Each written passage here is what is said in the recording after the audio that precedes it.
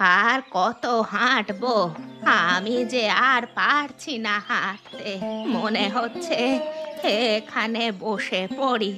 এই বুড়ো বয়সে এসে নিজের গ্রাম ছাড়া হতে হবে, সেটা আমি কোনো দিন ভাবতে পারিনি। একটু কষ্ট করো গিন্নি, নিশ্চয়ই আমরা কোনো না কোনো আস্তানা পেয়ে যাব। কোথায় আস্তানা পাবে? এখনকার যুগ আর সেরকম নেই। আমাদের দুঃখ দুর্দশা থাকলে লোকজন এসে সান্ত্বনা দিয়ে যাবে, কিন্তু আমাদের তাদের ঘরে রাখবে না। সে তো জানি গো, ওপরওয়ালাকে ডাকো যাতে আমরা একটা থাকবার জায়গা পেতে পারি, না হলে সারা জীবনটা আমাদের গাছতলাতে কাটাতে হবে। তোমার কি দরকার ছিল অবিনাশ বাবুর সাথে তর্ক করতে যাওয়ার? ওরা ক্ষমতাশালী ব্যক্তি, আমাদের কথা যে ওদের কাছে কোনো দিন ফলবে না, সেটা তোমার আগে বোঝার দরকার ছিল।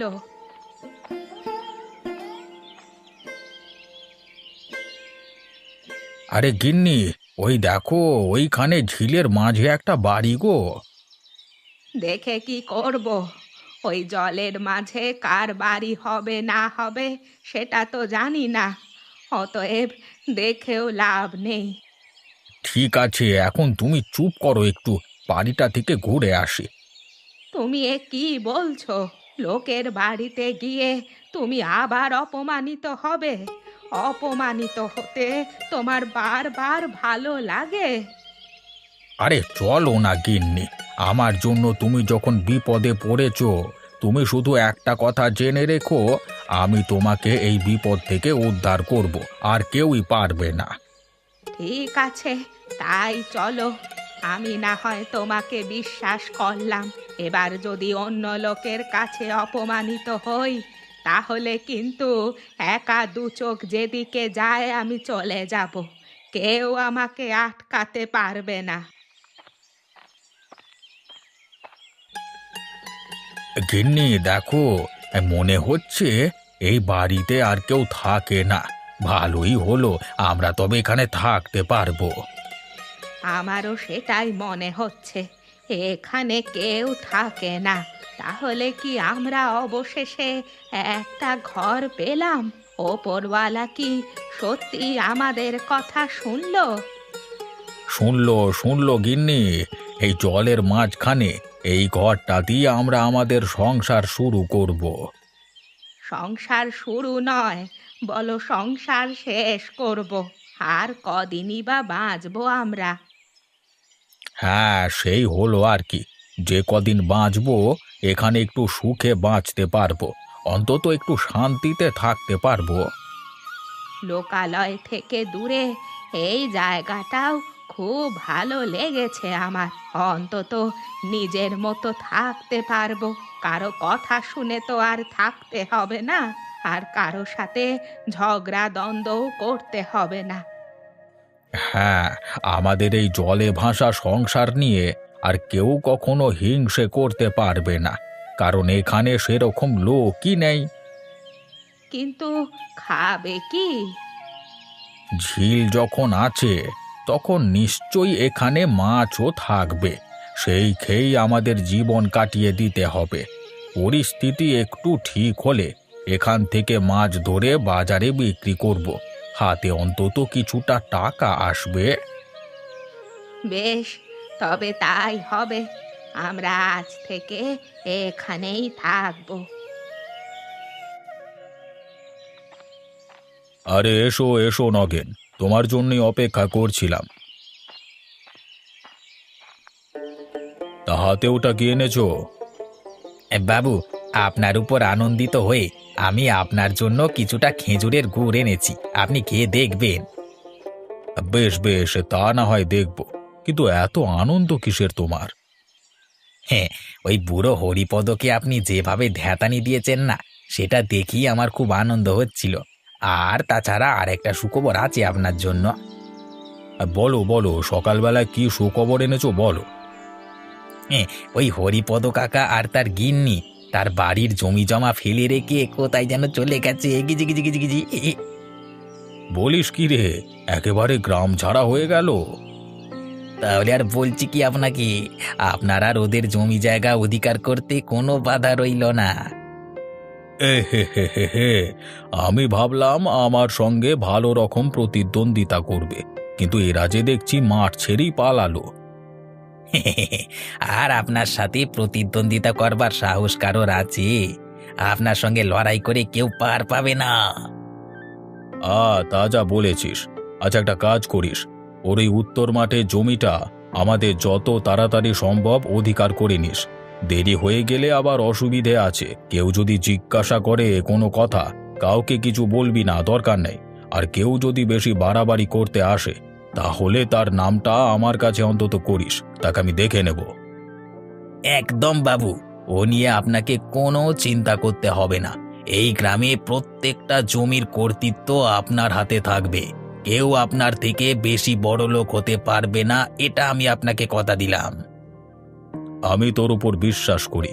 তুই যখন আমাকে কথা দিয়েছিস, নিশ্চয়ই তুই কথা রাখবি। এখন আপনি খেজুর গুড়টা খেয়ে নিন বাবু, খেয়ে বলবেন কেমন খেতে হয়েছে। আরে একজনকার কাছ থেকে এনেছি। যদি খারাপ খেজুর গুড় দেয়, তাহলে তাদের সমস্ত কাজগুলো অধিকার করে নিতে হবে। হ্যাঁ, বেশ বেশ, আমি তোকে খেয়ে জানাবো। গিন্নি, হরিপদ কাকারা আর এই অপমান সহ্য করতে পারলেন না। তারা অবশেষে এই গ্রাম ত্যাগ করলো। সে কি, গ্রাম ছেড়ে চলে গেছে তারা? আর কি বা করবে? এই বৃদ্ধ বয়সে এসেও যদি তাদের এইভাবে পেছনে লাগা হয়, তাহলে তারা কি এখানে থাকবে? কিন্তু তাদের কোনো আত্মীয় পরিজন আছে বলেও তো আমি শুনিনি। তাহলে কোথায় গিয়ে উঠবে তারা? সেটা তো আমিও বলতে পারবো না, আমাকেও তো কিছু বলে গেল না। মনে হয় ভোর হতেই এখান থেকে বেরিয়ে চলে গেছে। কি অবস্থা বলো তো! অবিনাশ বাবুর জন্য এই গ্রামে কি কেউ টিকতে পারবে না? অবিনাশবাবুর থেকেও বেশি শয়তান হচ্ছে ওই নগেন। ওই অবিনাশবাবুর মাথাটা খেয়ে খেয়ে এই পর্যায়ে এনে দাঁড় করিয়েছে। কিন্তু হরিপদ কাকার সঙ্গে কি নিয়ে ঝামেলা বেঁধেছিল? নগেন অবিনাশবাবুর কাছে মিথ্যে করে গিয়ে বলেছিল এবছর নাকি হরিপদ কাকার জমিতে ধান অনেক বেশি হয়েছে অবিনাশবাবুর জমির তুলনায় আর কি। সেই কারণেই অবিনাশবাবু রেগে গিয়েছিলেন, তারপর তিনি এই ব্যবস্থা নিয়েছেন। বুঝতে পেরেছি, কোনো না কোনো ভাবে হরিপদ কাকার কাছে অবিনাশবাবুকে ছোট দেখানো হয়েছে। সেই কারণেই অবিনাশবাবু রেগে গিয়েছিলেন আর হরিপদ কাকার পেছনে লেগেছিলেন। একদমই তাই। নগেন যদি বাবুর কানে এসব আজে বাজে কথা না লাগাতো, তাহলে কিছুই হতো না, সবকিছুই স্বাভাবিক থাকতো। কিন্তু একটা কথা বলো তো, নগেন এরকম করছে কেন? এইভাবে সকলের বিরুদ্ধে চলে যাচ্ছে কেন? তাতে ওর লাভ। অবিনাশবাবুকে খুশি করতে পারলে তার তো কয়েকটা জমি জায়গা বিনামূল্যে হয়ে যাবে। এই যেমন হরিপদ কাকার জমিটা দেখবে অধিকার করে নিয়েছেন, সেটাই হয়তো নগেনের নামে লিখে দেবেন। এরকম করে কদিন চলে দেখব, নিশ্চয়ই কোনো না কোনো একদিন পাপের শাস্তি ঠিক পাবে। এদের গায়ের চামড়া অনেক মোটা গো, এদের পাপের ফল তাড়াতাড়ি আসে না, আস্তে আস্তে অনেকটা দেরি হয়। এখন আমার ভয় লাগতে শুরু করেছে, আমাদেরও না কোনোদিন এভাবে মিথ্যে অপবাদ দিয়ে সমস্ত কিছু কেড়ে নেয়। অত সহজে আমি যেতে দেব না। আমি অন্যায়ের বিরোধিতা করব, তাতে যা হয় দেখা যাবে।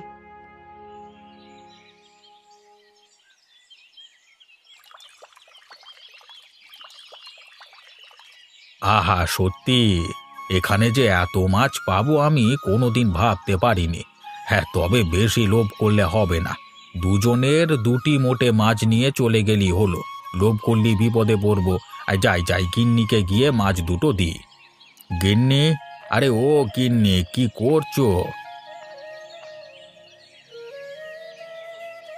এই দেখো, তোমার জন্য ঝিল থেকে দুটো মাছ ধরে নিয়ে চলে এসেছি। না গো, আমি অনেক ভেবে দেখলাম, ভাবছি আমিষ খাওয়া সারা জীবনের মতো ছেড়ে দেব। সে কি কথা গিন্নি, আমি তোমার জন্য মাছ ধরে আনলাম, আর তুমি নাকি আমিষ খাওয়া ছেড়ে দেবে? সব দিক থেকে ভেবে দেখো, বেঁচে থাকতে গেলে, রান্না বান্না করতে গেলে মশলাপাতি, চাল ডাল সব কিছু প্রয়োজন, আর সেগুলো আনতে পয়সা লাগবে। কিন্তু আমাদের হাতে অত টাকা আছে কি এখন, নাকি ভবিষ্যতে আর থাকবে? কথাটা তুমি ঠিকই বলেছ গিন্নি। টাকা পয়সার তো খুব অভাব আমাদের। শুধু তো মাছ ধরে আনলেই হবে না, সেগুলো ভেজে রান্না করে খেতে হবে। তার জন্য তো সত্যি বাজারঘাট প্রয়োজন। তাই জন্যই বলছি, আমাদের এরপর আমিষ খাওয়া বন্ধ করতে হবে। তাতে সব দিক থেকেই আমাদের সুবিধে। তাহলে কি আমরা না খেয়ে থাকবো? খুব মুশকিলে পড়া গেল তো। না খেয়ে থাকবো কেন? এই জঙ্গলে অনেক ফলের গাছ আছে, সেখান থেকে তুমি ফল নিয়ে এসো, ফলমূলই খেয়ে থাকবো। বেশ বেশ, তবে তাই হবে। এরপর থেকে আমরা না হয় ফল খেয়ে থাকবো, তাতে যদি কিছুটা উপকার হয়। তুমি এই মাছ দুটোকে আর এখানে রেখো না, যাও এদেরকে জলে ছেড়ে দিয়ে এসো। এদেরও বাঁচতে দাও নিজের মতো করে। আমরা বুঝতে পেরেছি এতদিনে, যদি কারো শান্তি নষ্ট করা হয় তাহলে কেমন লাগে। ঠিকই বলেছ। আমরা এতদিন স্থলে থাকতাম, এখন জলের মাঝখানে এসেছি। এখানে এসে মাছেদের সাথে শত্রুতা চলে না। ওরা নিজেদের মতো থাক, আমরাও নিজের মতো থাকি। তাহলে তুমি বসো, আমি বরং মাছ দুটোকে জলে ছেড়ে দিয়ে কিছু ফলমূল নিয়ে আসি জঙ্গল থেকে। ঠিক আছে, তুমি যাও, আর তাড়াতাড়ি ফিরে আসবে।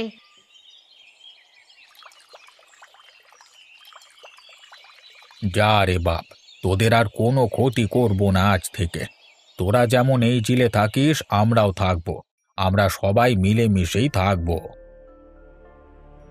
আরে, এটা কি দেখছি আমি?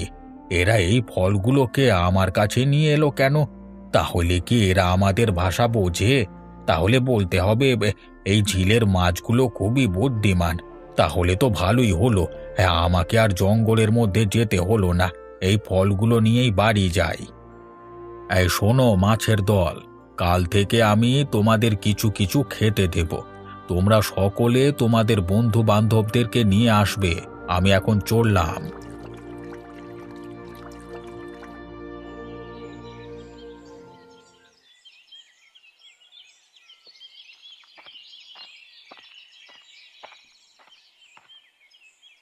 কে রতন নাকি? তা কি ধান কাটা হচ্ছে নাকি? হ্যাঁ দাদা, ধানগুলো এবার কেটে জমি থেকে তুলতে হবে তো, না হলে এ সময় দুর্যোগ হয়ে গেলে অসুবিধে আছে। এবারে আমাদের জমিতে ধান ভালোই হয়েছে। বলছিস আগের বছরের তুলনায় এবছর ধান তবে ভালো হয়েছে বলছিস? নিঃসন্দেহে, তুমি দেখে বুঝতে পারছো না? ওরে পাগল, আমি তো দেখে অনেক কিছুই বুঝতে পারি, কিন্তু তোরা চাষি মানুষ, আমার থেকে আরো বেশি বুঝবি, তাই জন্যই তোদেরকে জিজ্ঞাসা করা। ও তাই বলো। তা দাদা, অবিনাশবাবুর জমির ধানগুলো কবে তোলা হবে? এই তো সময় হয়ে এসেছে, এরপর সব হবে আর কি। তা দাদা, এবারে ওনার জমিতে কিছু কাজ পাওয়া যাবে তো? না মানে, ওনার কাছে এ সময় কাজ করলে কিছুটা টাকা হাতে আসতো আর কি, সেই দিয়েই বেশ কয়েক মাস ভালোভাবে চলে যাবে। এবারে কাজ পাওয়াটা মুশকিল বুঝলি, পাবি কি পাবি না ঠিক বলতে পারছি না। কেন দাদা, এরকম বলছো কেন? কি জানিস তো, বিনামূল্যে কাজ তো সবাই করতে চায়, কিন্তু বিনামূল্যে আমরা এবার থেকে আর কাজ দেব না। কাজ পাওয়ার আগে আমাদের নির্দিষ্ট কিছু দিতে হবে। কিছু দিতে হবে? কিন্তু কি দিতে হবে? তার আগে বলি শোন, এবারে দিন প্রতি লোকজনের মাইনে অনেকটা বেড়েছে। অতএব এবারে যে সুযোগ হারাবে সে একেবারে ভিখিরি হয়ে যাবে, আর যে সুযোগ নেবে সে একেবারে রাজা হয়ে যাবে। হ্যাঁ, তাই নাকি দাদা? তবে তো আমি যে কোনো মূল্যে কাজটা করবই করব। তুমি বলো কি করতে হবে? বাবু ভেবেছেন এবারে যারা যারা কাজ করতে চায় তাদের কাছ থেকে 1,000-5 টাকা করে নেওয়া হবে, বুঝলি না? আর যারা যারা এই টাকা দিতে পারবে তারাই একমাত্র বাবুর কাছে কাজ করতে পারবে। এটা কেমন কথা দাদা? তাহলে আমাদের লাভের লাভ কি থাকবে? সে তো ব্যাপার একই দাঁড়িয়ে গেল। আমি এই ধান বিক্রি করেও যে টাকা পাবো, সেই টাকা অর্ধেক তোমাদেরকে দিয়ে দিতে হবে। তারপর তোমাদের কাছে কাজ করে আমি আর কি পাবো? তাহলে আর কি করবার, আজকাল তুই একটু বেশি বুঝে গেছিস তো, তাই জন্যই তোরই অবস্থা। না দাদা, থাক। নিজের জমির অর্ধেক ধান অন্যের নামে লিখে দিয়ে আমার কোথাও কাজ নেওয়ার দরকার নেই। আমি যেমন আছি ভালোই আছি। বেশি লোভ করবার কোনো প্রয়োজন নেই। সেটা তোর ব্যাপার, আমাকে জ্ঞান দিয়ে লাভ আছে? তোমাকে আমি জ্ঞান কোথায় দিলাম দাদা? আমি তো আমার ইচ্ছেটা জানালাম। তোর ইচ্ছে তোর কাছে রাখ। তোর ইচ্ছে শুনতে আমি সকালবেলা এখানে বের হইনি, যত সব।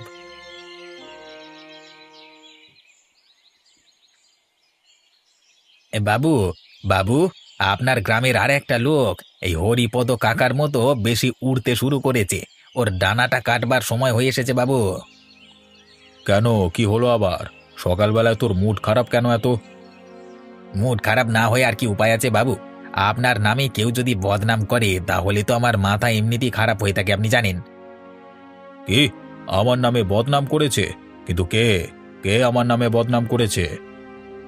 কেন, ওই রতন, ও বলে কি জানেন? হতভাগা কি বলেছে আমার নামে? ও বলে আমার জমিতে যা ধান হয়েছে তাতেই আমি ভালো করে থাকতে পারবো। অবিনাশবাবুর জমিতে কাজ করবার কোনো ইচ্ছে আমার নেই। ওখানে গাধার মতো খাটতে পারবো না। আপনি নাকি বেশি খাটিয়ে নিয়ে কম পয়সা দেন। ছি ছি ছি ছি। তাই নাকি? ওর এত বড় দুঃসাহস? হ্যাঁ রে, ওর জমিতে ধানগুলো কেমন হয়েছে এবারে? এ ধানগুলো বেশ ভালোই হয়েছে, তাই জন্যই তো এত বড় বড় কথা বলতে পারছি। আপনি বুঝতে পারছেন না? তাহলে এটাকেও কি এখান থেকে বের করে দিতে হবে? তাছাড়া তো আর কোনো উপায় দেখতে পাচ্ছি না বাবু। যত তাড়াতাড়ি কাজ ছাড়বেন ততই আপনার মঙ্গল। ঠিক আছে, তাহলে চল তো দেখি একবার। বেটা রতনকে এবার দেখতে হচ্ছে একবার। সকালবেলাতে শুধু শুধু ঝগড়া করে কি করবেন বাবু? তার থেকে বরং একটু বেলা করে যাব। বেশ, তাই হবে। তুই সাথে থাকলেই হবে। সেরকম হলে রতনের জমিটাও অধিকার করে নেব, তার সাথে এবারের সমস্ত ফসলগুলোকেও।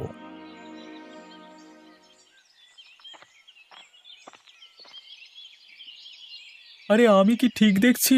ওটা মনে হচ্ছে হরিপদ কাকা। আরে হ্যাঁ হ্যাঁ, একবার ডেকে দেখি তো। আরে ও হরিপদ কাকা! আরে রতন যে, তা কি ব্যাপার? হঠাৎ এখানে যে, কিছু দরকার ছিল নাকি? আরে কাকা, আমি এই রাস্তা দিয়ে যাচ্ছিলাম, তা তোমরা একেবারে ডাঙা ছেড়ে জলের মধ্যে বসবাস করছো যে? কি আর করব বল দেখি। ওই অবিনাশ তো আমাদের গ্রাম ছাড়া করলো। কোথাও যাওয়ার তো জায়গা নেই আমাদের, তাই জন্য এখানে এসে আমাদের বসতি স্থাপন করেছি। তা জায়গা কেমন বুঝছো কাকা? শান্তি আছে রে, অন্তত সকাল থেকে উঠে মনে কোনো দ্বন্দ্ব নেই। আমারও মনে হচ্ছে তোমার মতো অবস্থা হতে পারে। এখন দেখা যাক, নগেনের সাথে ঝগড়া তো হয়েছে, ও নিশ্চয়ই আমাদেরকে ছেড়ে কথা বলবে না। এ হে হে হে, তুই আমাকে দেখেও শিখলি না? ওরে জলে নেমে কুমিরের সাথে লড়াই করতে নেই।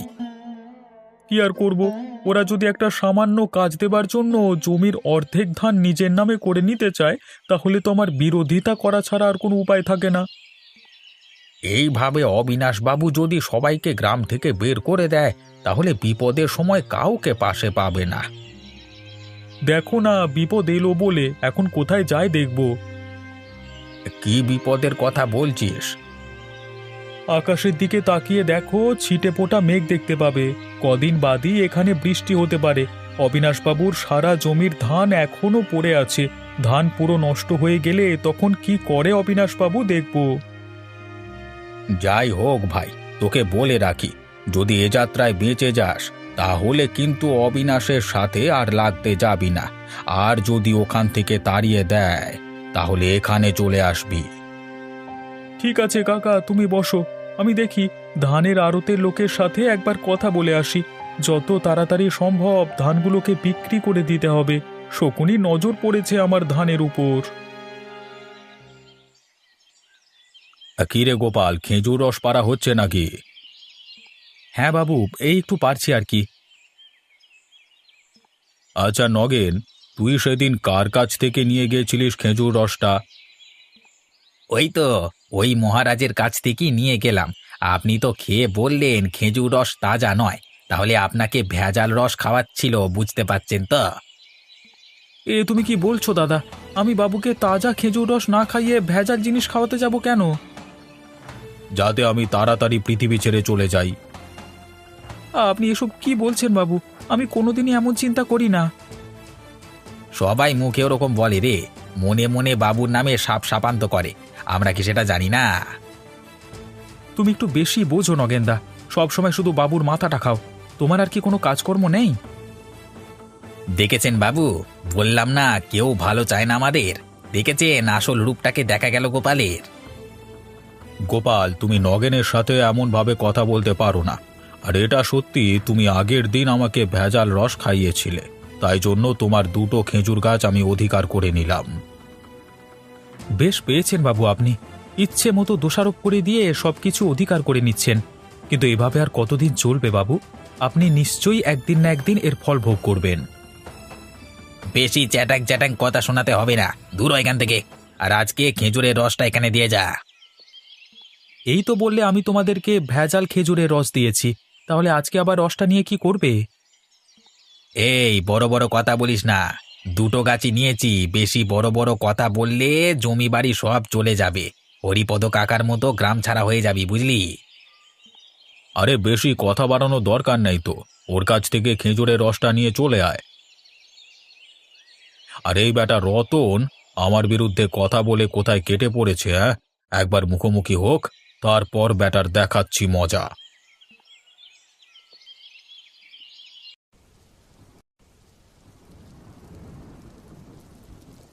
এ কি হচ্ছে গো? এই যে অসময়ে বৃষ্টি নেমে গেল। তাতে তোমারই কি আর আমারই কি? বৃষ্টি হচ্ছে হতে দাও, আমাদের তো কিছু যায় আসে না। তা বটে, আমাদের তো আর জমি জমা নেই, আর খেজুর গাছ দুটো অধিকার করে নিয়েছে অবিনাশ বাবু। অতএব আমাদের হাত পা গুটিয়ে বসে থাকা ছাড়া আর কোনো উপায় নেই। হ্যাঁ, তবে একটা আনন্দ হচ্ছে, এই যা বৃষ্টি হচ্ছে আমাদের অবিনাশবাবুর জমি জমা একেবারে ভেসে যাবে। যে কটা ধান হয়েছিল সব নষ্ট হয়ে যাবে। রতন আর যাই করুক, বুদ্ধি করে ধানগুলো বিক্রি করে দিয়েছে। তাহা তুমি ঠিকই বলেছো। এই গোপাল ভাই, আরে ও গোপাল ভাই, জলদি করে বেরিয়ে এসো। কি ব্যাপার নগেন, তোমাকে এরকম লাগছে কেন? গোপাল ভাই, তোমার সাহায্য লাগবে, না হলে বাবুর ধানগুলো একেবারে জলে ভেসে যাবে। গ্রামের কেউ কাজ করতে চাইছে না, তুমি চলো না গোপাল ভাই। না গো, আমার কাছেও তো টাকা কোথায় যে তোমাদেরকে আমি টাকা দিয়ে কাজ করব? তোমাকে আমি সাহায্য করতে পারলাম না দাদা। হায় হায় হায় হায়, এসব কিছু আমার জন্য হয়েছে। আমি সবার সাথে খারাপ ব্যবহার করেছি, অবিনাশ বাবু এবার আমাকে গ্রাম ছাড়া করবেন।